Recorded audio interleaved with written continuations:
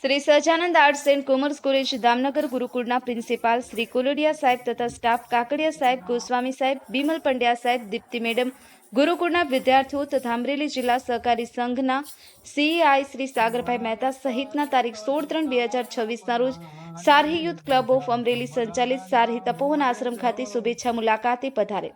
આ અવસરે આશ્રમમાં નિવાસ કરતા તપસ્વીઓને રૂબરૂ મળી વિદ્યાર્થીઓને આશીર્વાદ લીધા હતા.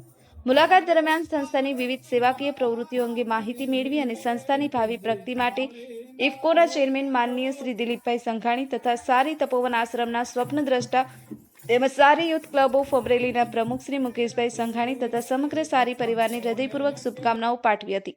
આ મુલાકાત બદલ સારી પરિવાર તરફથી Shri Sahajanand arts and commerce college Damnagar ગુરુકુળનો હૃદયપૂર્વક આભાર વ્યક્ત કરવામાં આવ્યો હતો. Vinubhai Parmar, good news 24, Damnagar.